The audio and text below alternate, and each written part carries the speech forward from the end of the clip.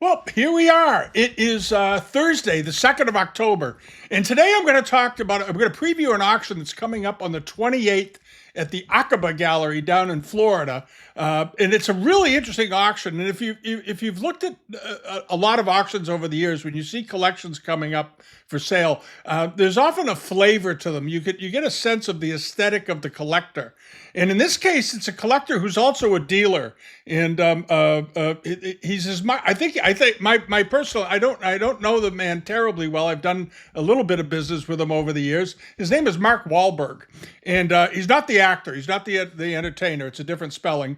But he lives in Sunbury, Pennsylvania. He's been an antique dealer. He's been a well-known person in the antique world for a long time. He's been in the business for about, I don't know. He started when he was 13 years old. The story goes. And he's been in it now for about 55 years old. And he's a very colorful guy. He's sort of an interesting personality from what I've seen over the years. He was sort of famous for one point. He was going to Brimfield, the famous open-air antique show they do 3 times a year here in Massachusetts. And he would show up there and he'd have a placard he would wear sometimes, the sign on his front and back that would say, "I buy swords." He was very well known in the Japanese art community and the Chinese art community and European art as well, European decorative arts in particular of the 14th, 15th century, the early stuff. And he had a real eye for it. He had an awfully good taste. And he's selling some of the things he's collected over the years with Akiba. I guess he's gotten to know them over the years, maybe from buying from them. I don't know. But at any rate, on the 28th of October, there's going to be this sale.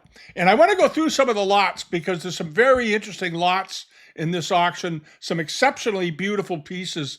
And you're going to get a real sense of the kinds of things he collects. But before I get started, we're going to do a little bit of introduction to him. This is where he lives, one of his houses. I guess he owns a bit of real estate there, but this was his primary residence, I guess. And it's the Wolverton Mansion. It was a political figure in the town of Sudbury in Pennsylvania. He was a senator or something. And this was the house. And it's been through many different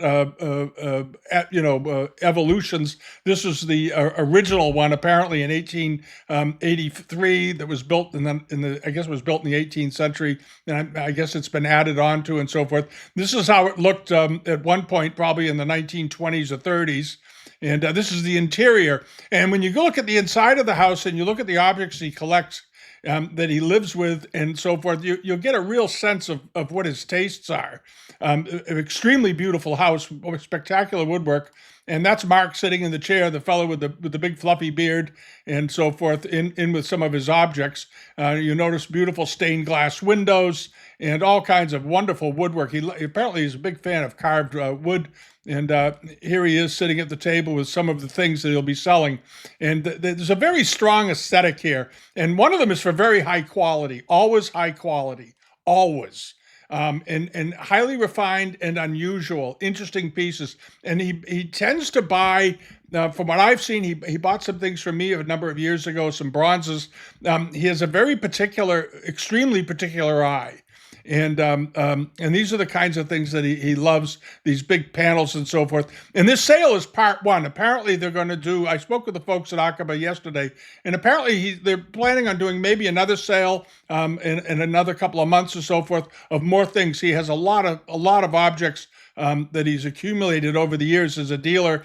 And I think a lot of the times, many of the things he bought just because he liked them so much, and then he had to decide later what he would keep and what he would sell. But they all have the same aesthetic. Here are some display cases in the house just filled with things. It's really quite fascinating. And if you go to the auction Akiba's website or on Live Auctioneers, you can go through these slides and sort of snoop around in his house a little bit. Some wonderful things. And a lot of these things are in this current upcoming sale, and some of them will be probably, I guess, in a future sale. All right, but these are some of the things. And I'm going to go through some of the lots that I noticed that just look particularly good. But I urge you to go to the site, either go to Akiba's website or go to Live Auctioneers and peruse through them. They're very interesting. But if you're planning on bidding, register on Akiba's site. and do the bidding from there and save yourself 5% on the commission schedules and so forth. It's the way to do it. All right. But there are things like this, and there's some, I mean, really great objects. This is spectacular. It's a Meiji period fluted vase with gilt dragons on it. This is the kind of stuff that he really gravitates towards. Extremely fine work, beautiful quality, and gutsy and often fairly large pieces. And he had this. Now, this thing measures, how tall is this? 21 inches tall. This is not a small vase. It's almost 2 feet tall, made of silver with these beautiful dragons on them. Very, very classic Japanese dragons and this wonderful fluted top, shaped rim and so forth. And we've seen the same shaped top on, of course, porcelains from the Meiji period and so forth. And now you're seeing them here on this beautiful piece of silver. All right. But exceptional quality. And look at, just check, always check the details on these things. The dragon's head is so incredibly well detailed, and you can see the handwork on the silver and so forth when they hammered it out. And right now it's got some bids on it. It's estimated at $8,000 to $15,000, and it's already got $2,750 worth of bids on it, and 38 people watching it. And the sale's not for another 4 weeks. Now, it doesn't mean it's going to be a blowout and you won't be able to buy anything.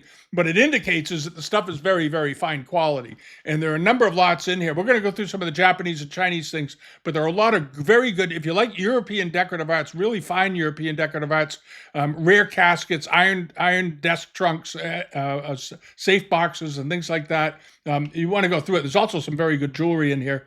And then over here is this very nice Hirado double gourd vase with a serpent on it. Now, this was drilled. It was made into a table lamp at one point, but pay close attention to the quality of the decoration on this. This very, very soft blue with this tiger, beautifully painted. It's exceptional quality, wonderfully modeled, a dragon running around the body up to the top and so forth. It's done in a very, very nice light blue. It's a beautiful example. And like I said, it was drilled on the bottom. The estimate is $600 to $1,200, and it measures 13 and 3/4 inches high. So this is a big piece of Hirado for a double gourd. That's a very good size, almost 14 inches tall. It's not a small, 6 or 7 inch vase like many of them are. It's a big piece of porcelain. And then hopping along over here is another piece of Hirado with a couple of food lions, they're called shishi dog groups, estimated at $2,000 to $3,000, and good size. They're 12 inches wide, so these are a foot long. These are big pieces of Hirado, beautifully done, wonderful quality. I love the expression in the food lion's eyes. He's looking very, very ferocious and very delicately painted cobalt decoration all over the primary one, and the one that's pinned down is just done it looks like it's done more like blanc de chine, but very, very lovely. It's already got a couple of bids on it. And then there's this massive two-piece Japanese Amari jardiniere on stand. This is something you see very often in Victorian and English pottery. You don't see this very often in Japanese work. This is a very unusual thing, especially to have the stand. You might see the top to one of these big handled pots, but you don't get that. That's amazing. That's an absolutely great piece of Amari, Meiji period. I don't think this is signed or anything, but it's awfully attractive. And they did include a room shot of it, which is always fun. There it is. You get a sense of the scale of the thing. That's a full height table. This is a very high ceilinged room. You don't let that fool you. But this thing is big. That's a regular height Chinese table. And how tall is it? 39 inches in height. With a diameter of 20 inches. So it's a pretty big thing, but awfully nice. Estimated $3,000 to $5,000, $500 opening bid. So we'll see where that goes. It's a nice looking thing. The estimates may seem a little aggressive until you read the details. Don't let the estimates make you nervous. Take a look at the object and the sizes of these objects. Like this jar here is 14 inches tall, 10 inches wide, and it's a Satsuma Kyoto ware piece. But look at the quality of the decoration. The lappets are beautifully done, and the monkeys are in relief. They come off the piece. They're in full relief off the piece, beautifully enameled and decorated and so forth. Really, really quite lovely. And I think they probably have there it is. There's a shot of it from down below. All right, very unusual bit of Kyoto ware here. Most likely Meiji period. Um, go through them all. Serpents and creatures signed on the bottom. If you want to look it up, you can look up the signature. But it's a beautiful piece. How did he date it? He dated it as early 20th century. So that's the end of the Meiji period, technically. But it's beautiful, beautiful work.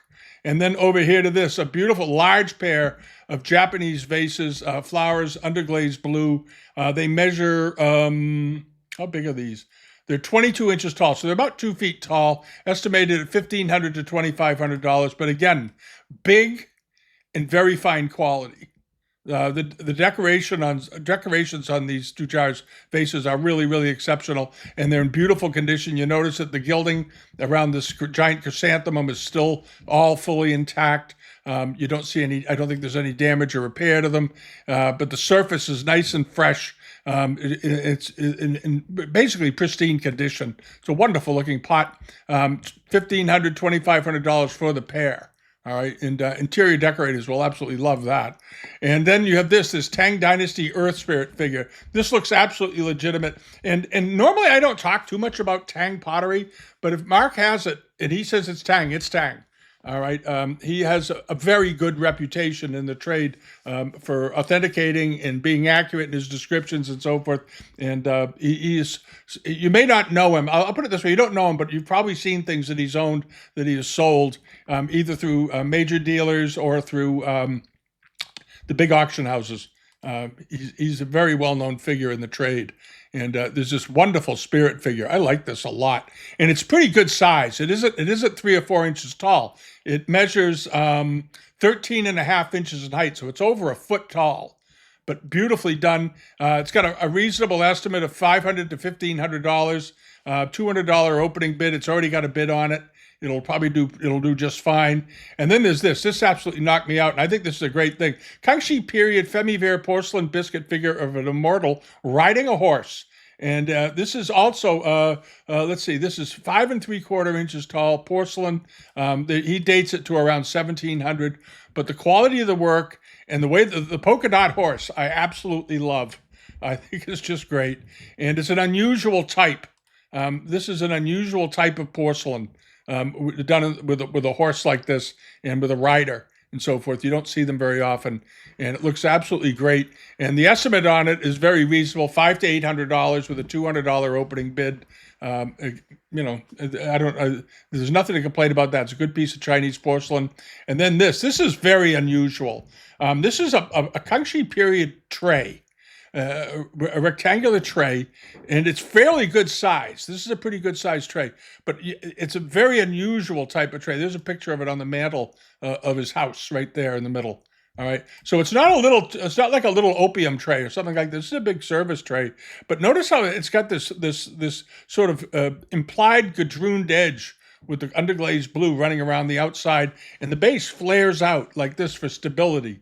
This is a rare bird. You do not see handles on pieces of porcelain like this very often, and you don't see this form very often. It's a very unusual form. And maybe go try to look one up or throw it in Google Lens, see if you can find another one. I don't think you're gonna. Any rate, it's estimated at $3,000 to $6,000. It's already got a bid at $500. There are 15 people watching it. It's a wonderful piece of porcelain, but very unusual. If you like unusual, esoteric pieces, this would definitely be one of them. This would definitely be one of them.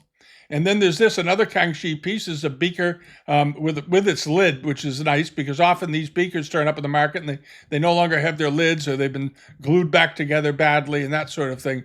And this one is very nicely painted, measures just a little under a foot tall from what I remember of the description. 11 inches tall, there you go. 4 inches wide, estimated at $1,500 to $3,000, $500 opening bid, but very nice piece of Kangxi ware. Good-looking piece of porcelain. And then hopping along over to this, these are pretty rare. These are a large pair of Femil June cloisonné vases dating probably the first half of the 19th century. He's dated them as 18th to early 19th, which is perfectly fair. But these are fairly large. These are 19 inches tall each. These aren't 11 inches tall. These are big. And wonderfully decorated, very, very fine quality, and they're mirrored pair. They're not a match pair where the figures are all going in the same direction. They mirror one another, which makes them the most desirable type you can have. Mirrored vases are always better than matched vases. And these are absolutely lovely. And I think they're in very, very fine condition. I had looked at these the other day, and I think they're in beautiful shape. They look at, and the yellow is a nice, soft yellow. It's a very attractive color. You just scroll through them here. There's the interior color, the blue enamel, the bottoms, and so forth. And there's an idea of the size with one of the Akiba staffers holding it up. It's a wonderful example. Good color, and big. And they're estimated at $6,000 to $12,000. They have 19 people watching them, and they already have a bid at 500. All right, that's a good piece of cloisonne. Like I say, he thinks 18th, early 19th century. So, figure they were made between 1790 and 1820, somewhere in that window of time. Very attractive. Now, this is unusual. Those of you like India, paintings from India, this is a really rare one for a couple of reasons. One of which is it's an interior scene of the Taj Mahal, probably. All right, from what the description says. And it's big. Most of these that you see on the market, including the frame, are only 4 or 5 inches wide. They tend to be fairly small, and they were all made as sort of export trade goods to show people India. And they didn't often do interiors of the Taj Mahal, but that's what this is. Absolutely beautiful, with this wonderfully carved frame, Anglo-Indian, the original frame to it and everything. And it was meant to stand on a table. There's an interior shot. It's a shot of the interior, rather, of the Taj Mahal. If you haven't been there, you got to go, I guess. And what's interesting about this is the size. It's the frame is 18 inches long. This is 18 inches long and 14 inches tall. This is a very big example of Anglo-Indian work, and it's most likely done on ivory, but it's a spectacular quality. I don't know if they describe it as ivory because they don't want to cause trouble for anybody, but yeah, I'm going to bet this is probably ivory. Sometimes they say organic material. I saw an auction the other day online that they had a ton of ivory in it. At any rate, but this is a wonderful carving. But what makes this really unusual is its size. It is very big, and I think the estimate is very reasonable given its size, $800 to $1,500. But remember, it's 18 inches wide, not 4 or 5 inches wide, which makes it a cut way above all the others. And also in the sale is this. Now, this is again the kind of things that he would buy because they're beautiful but rare and unusual. This is an Indian reverse painting on glass, Chinese export for the Indian market. In other words, this is you've seen the reverse paintings on glass of Chinese figures. You see reverse paintings on glass of foreigners and all this stuff because the British imported glass into China for them to paint because they didn't make sheet glass in China during the 18th and early 19th century. They didn't know how to make it, but the British would bring it in, and then the artists in China would decorate it. And here is one that apparently he's done the work on it, and it's Chinese export made for the Indian market, depicting Indian figures. Indian figures on reverse paintings on glass are extremely rare. You don't see them very often, and he has 2 of them in this sale. All right, and they're shown on each side here in this photograph on each side of this European chest. This one is estimated at just $500 to $1,000. It's already got a couple of bids on it. It's got 19 people watching it, and there's another one with it too. There's another one, so you can go and look at that one as well. It's very attractive. And then over to this. This may be the best gilt lacquer Japanese table I've ever seen. I'll just put it that way. And it's in astonishing condition, and it has its original Suzuribako box. There it is. But there's a photo in here that shows you the quality of the work. That's a mind-blowing bit of lacquer work on a table. Absolutely amazing. And it was apparently never used.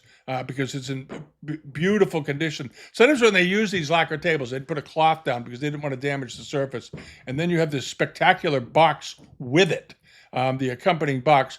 But this is a very, very rare and extremely beautiful table. It's all there is to it. And he's right. They called it, when they wrote the listing, they called it museum quality. It absolutely is.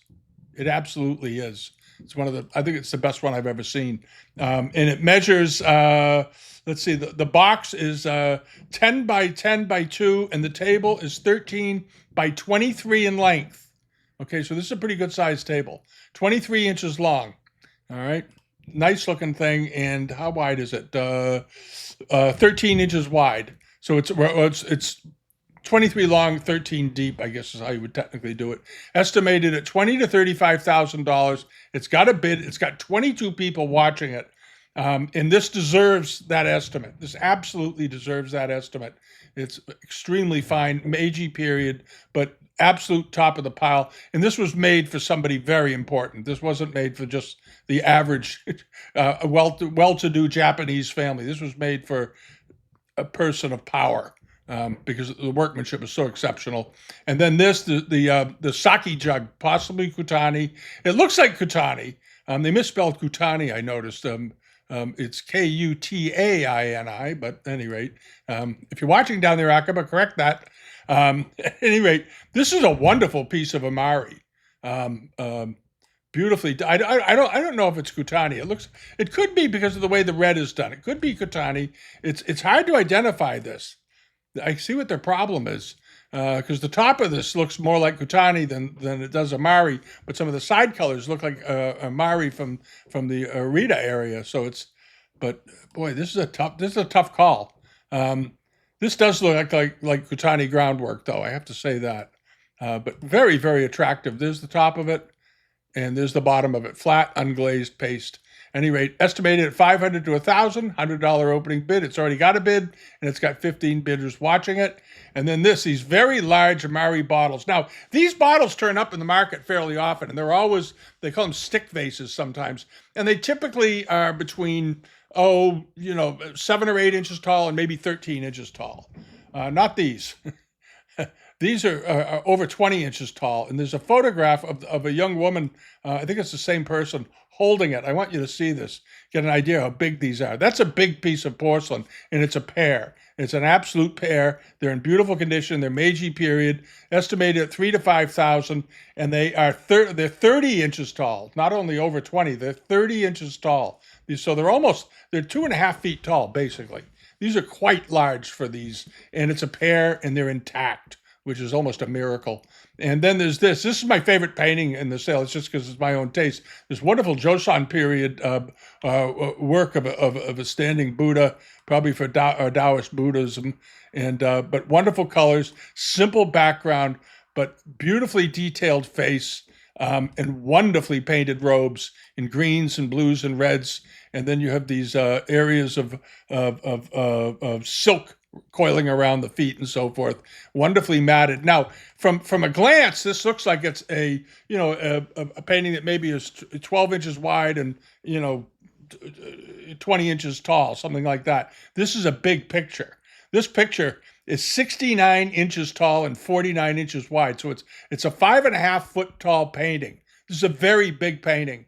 And in the past, examples like this have sold, and we've seen them sell at Christie's and Sotheby's and Bonham's. Doyle had a very nice Taoist painting about 1.5 years ago, and they all are selling in somewhere in the $13,000 to $18,000 range for ones of this quality. No, one of them was Chinese. But fine Joseon period, probably 17th or early 18th century paintings of this type do not come out very often. Korean paintings are fairly rare. He's dating it as 18th to 19th century. I think it's older. I don't think it's 19th century. It doesn't look it to me. I think it's like a late 17th to 18th century. We can argue about it, I guess. But anyway, I think it's a beautiful painting, and the estimate is $8,000 to $15,000, which I think is right in the ballpark. It's got 14 people watching it. If you've been looking for a really great Buddhist painting from Korea, this is a very, very good one. Really, really is. And then over to here, you have these aubergine, late 18th century hound dogs. And these are fairly large. They're 7 3/4 inches tall each, about 8 inches tall, but wonderfully done. Now, they did aubergine work like this also during the Kangxi period. So they could be a bit older than they're estimating here. And there they are on this, inside this cupboard here on this shelf. There they are to give you some idea of the size. They're pretty good size. They're good presentation size. And there's that reverse painting on glass again. All right. So I would definitely, if you like animal form porcelains, I would absolutely check this thing out. The estimate is $1,500 to $2,500, and again, they are mirror repair, and they have great expressions, and they appear to be in very, very good condition.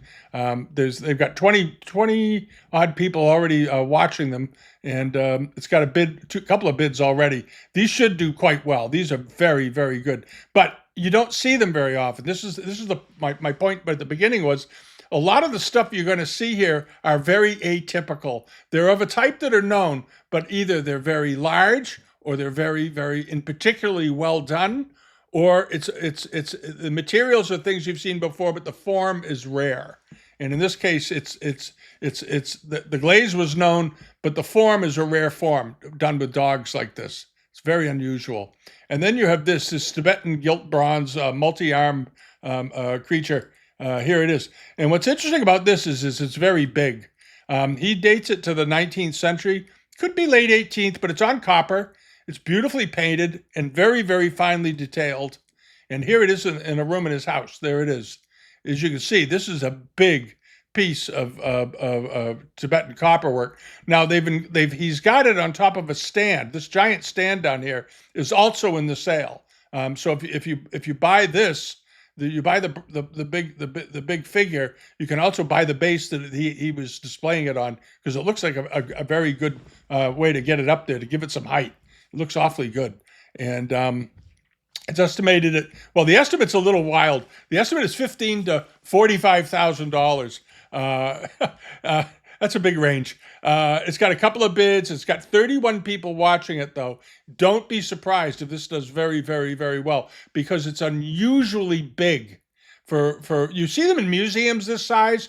Institutions tend to have them this size, and I'd be willing to bet that he got this from a very old collection, because these kinds of things do not turn up in more recently built collections. They always came out of the very early collections that were formed between the 1890s and 1930, typically somewhere in that window of time. And this is a very good big piece. All right, and then over here there's a nice piece of Blanc de Chine, the Guan Yin with a couple of acolyte children and so forth. Very nice color, and holding the baby Buddha in her lap with a bird and a white vase. But just really, really lovely work all the way down. And I think this measures about 9 inches tall, was it? 9 3/4 inches tall. It's estimated at $2,500 to $4,500, $200 opening bid. My feeling is on it, it's probably a $3,500 Blanc de Chine piece. It could go for more. Blanc de Chine has been doing pretty well lately. For a long time, as I've said in other videos, the Chinese didn't buy a lot of Blanc de Chine. They were superstitious about the color of white. And that seems to have gone away, finally. And they are very interested in Blanc de Chine, but also they are in the West. And this is a really, really nice one. And as I said, it's 9 inches tall and 6 1/4 inches wide, but beautiful, beautiful quality. And then over to this, you have this Ming porcelain figure of a seated court official. And this is very unusual. Aubergine glaze. It's 10 3/4 inches tall. But really interesting. It's got a great surface. This is the thing that you find, the aesthetic, and all these things sort of fit into what you saw when we went through the house. That sort of very strong aesthetic. And from what I've seen over the years, and Mr. Walberg has sold things on eBay. His what was his username on eBay? Something Sunbury, sunlink.net or sunsomething.net. And he sells snuff. He sold some awfully nice things on there too. Good snuff bottles, smalls, net skis, and so forth. But this is a very, very unusual form. It's a very unusual piece of porcelain. Probably dates to the 16th to early 17th century and so forth. Let's see. The estimate is $3,000 to $5,000 with a $500 opening bid. And so forth. That's a good thing. They're also mentioning net skis. There are a number of very good boxwood net skis in this sale as well. You have to go through the catalog. You just have to go through it. And then there's this. This is a really fine Japanese wood-carved okimono of a seated samurai, or Ainbu warrior. He dates it to 19th century Meiji period. hold on a second here. It didn't. I want to get the page to load better. I've noticed that sometimes live auctioneers, if you click the link to the image very quickly, it will not enlarge for you. It doesn't on my computer. There we go. But notice, look at the facial expression on this man and the details of the beard, this very, very beautiful beard. And this is carved wood and then has some sort of lacquered coating onto it, but awfully attractive, sitting in this very nice vernacular sort of country chair with a sort of a rusticated rootwood, bent, steamed bent rootwood, rootwood back rail on it, but beautifully done all the way around. And there it is in the house next to the big Tibetan bronze we just talked about. There it is sitting in his little chair. It's quite a thing. It's quite a thing. But notice the details on the face, the eyes, the brow is furrowed, and so forth, and all the whiskers. And this is all carved by, beautiful hand carving. And then you have him holding it's either a fan or a mirror. I'm not sure which it's supposed to be. All right. But there's a whole bunch of great things in this sale. And I would just urge you, come over to Akiba, join their site, and then you can go and scroll down through this and you can bid here just fine. I opened an account here and it was a piece of cake. I think the whole thing auto-filled for me anyway. But you have some very nice Persian silver. You've got these very fine repoussé ottoman, and you've got some Burmese silver in here. You've got an Indian carved emerald inkwell and stopper, some very good looking bits of jewelry in here. You've got a large Indian gold Navaratna gem pendant. This is beautiful. It's 22 karat. Beautiful piece of gold. This kind of stuff, just rare birds. This one is dates to the 19th century, but exceptionally pretty. And this is the kind of thing you're going to find going through this auction. It's just filled with them.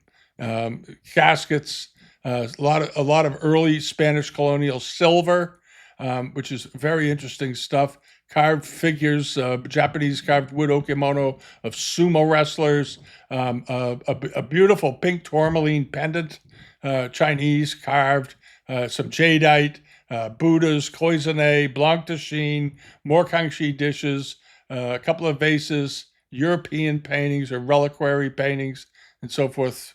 And it just goes on. It's a pretty big sale. There's I think it's 250 lots or something like that.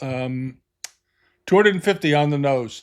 And if this goes well, I think they'll be coming back with more. But do go through it. There's that giant stand I was talking about earlier, that the Tibetan copper piece was mounted on. There it is. That's the stand. It's very big. It's much bigger than it looks. If you remember the photograph, this is a big piece of carved wood. But if you buy the Tibetan piece, you ought to buy this to have it go with it. I think they pair up just fine. Even though this one is Anglo-Indian and the other piece is Tibetan, you can mix cultures. It's okay. So anyway, that's it for this sale. I think it's a good one. It'll be interesting to see how it does across the board, because there's so many subcategories here. You've got some good jade. You've got a lot of jadeite jewelry and some pretty elegant things all the way along through this little auction. It's a good sale. If you have any questions, give Akiba a call.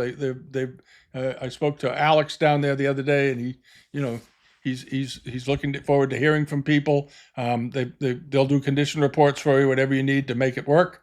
And there you have it. But go through the sale. It's a really interesting sale, and it's sort of an interesting look into the mind's eye of a collector who's a dealer, or is he a dealer who's a collector? The lines are very blurred with this guy, I think, and I think it's just the way he likes it. At any rate, he's got great stuff. It's a good opportunity, and it's all unusual stuff that's been sourced throughout, a lot of it through the northeastern United States, I'm sure. He's located in eastern Sunbury, I think is the eastern part of Pennsylvania. So I know he gets into Massachusetts in the area and so forth. So anyway, have a look at it.